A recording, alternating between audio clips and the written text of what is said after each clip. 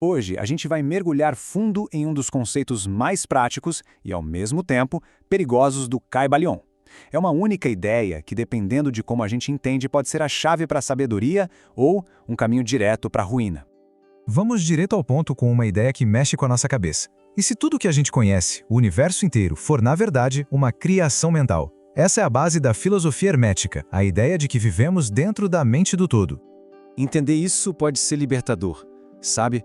Um passo gigantesco no caminho da maestria. Mas, ao mesmo tempo, essa verdade esconde uma armadilha. Uma armadilha bem sutil e perigosa para quem não está preparado. E é aqui que o texto nos apresenta uma figura de alerta, o falso sábio. Sabe quem é? É aquela pessoa que tem um vislumbre dessa verdade e já tira uma conclusão precipitada e perigosa. Ah, se tudo é uma ilusão, então as leis da natureza não se aplicam a mim. E o Kybalion, olha, não alivia nem um pouco sobre o destino de quem segue por aí. Tentar ignorar a realidade não leva a domínio nenhum. Muito pelo contrário, leva à ruína. É como tentar atravessar uma parede insistindo que ela não existe. O resultado é doloroso e inevitável. Então, fica a grande questão, né? Se o universo é mental, mas as leis dele são super reais e nos afetam o tempo todo, como é que a gente concilia essas duas coisas? Como navegar essa contradição sem cair na besteira de negar a própria realidade? A resposta hermética para esse dilema é o conceito do paradoxo divino. A verdadeira sabedoria não está em escolher um lado e negar o outro, mas sim na arte de manter essas duas verdades, que parecem opostas, em perfeito equilíbrio.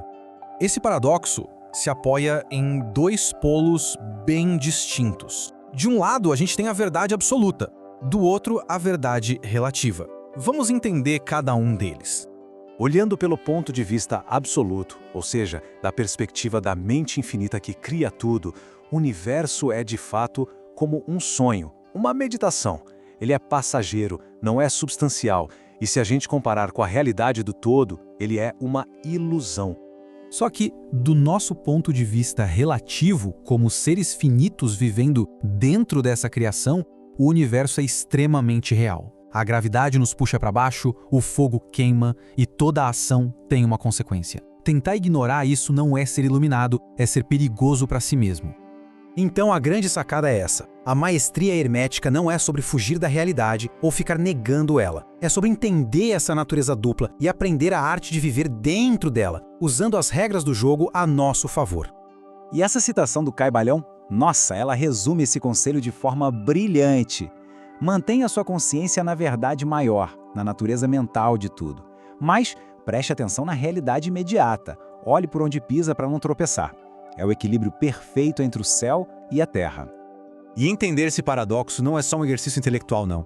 É o que nos dá acesso à ferramenta que de fato separa o sábio do tolo, a arte da transmutação mental. Aqui a gente consegue ver claramente os dois caminhos. De um lado tem a arrogância do falso sábio, que acha que negar é ter poder. Do outro, a gente vê a ação focada do mestre, que entende que o poder de verdade está em usar as leis, e não em ignorá-las. O falso sábio adota o que o texto chama de denegação presunçosa. É uma postura passiva, arrogante, ele cruza os braços, nega a realidade e fica esperando que ela se curve a ele. O resultado é sempre o mesmo. Ele é esmagado pelas forças que escolheu ignorar. Já o mestre, por outro lado, usa a transmutação como uma arma ofensiva. Ele não nega as leis inferiores, como a gravidade, mas ele aplica uma lei superior, como a da aerodinâmica, para superá-la e voar. Ele age, ele transforma, ele vence. Portanto, o domínio hermético é um princípio de ação. Não tem nada a ver com passividade ou negação. Tem a ver com usar o conhecimento das leis universais para transformar condições ruins em condições boas. É aplicar, de forma inteligente, a lei superior contra as leis inferiores. Essa frase resume a essência da prática. A transmutação é a ferramenta de quem entende as regras do jogo e joga para vencer.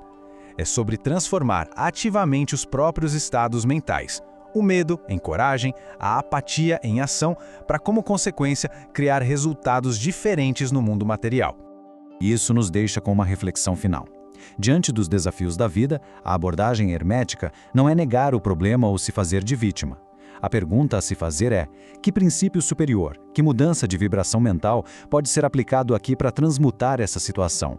Porque a verdadeira sabedoria não está em negar o problema, mas sim em transformar a condição.